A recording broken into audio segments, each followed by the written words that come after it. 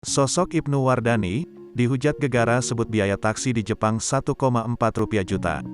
YouTuber Ibnu Wardani kini tengah jadi sorotan publik. Hal ini lantaran YouTuber Ibnu Wardani memberikan informasi yang dinilai menyimpang dari fakta. Pasalnya, YouTuber Ibnu Wardani sempat menginformasikan perihal biaya taksi di Jepang senilai Rp1,4 juta. Tak ayal pernyataan YouTuber Ibnu Wardani itu mendapat banyak kritikan dari publik, terutama mereka yang tinggal di Jepang. Semula, Ibnu tampak membagikan informasi perihal harga tiket pergi ke Jepang yang tak murah.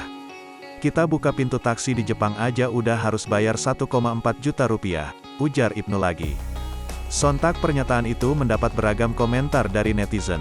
Ia pun mengaku sampai mendapat teguran dari orang Jepang langsung. Sadar informasi yang disampaikannya keliru, Ibnu lantas meminta maaf. Ia lantas mengungkap harga sebenarnya naik taksi di Jepang usai mencobanya langsung. Pada unggahan yang lain, Ibnu Wardani meminta agar masyarakat tidak takut untuk naik taksi. "Terakhir, jangan takut naik taksi," tulis Ibnu Wardani.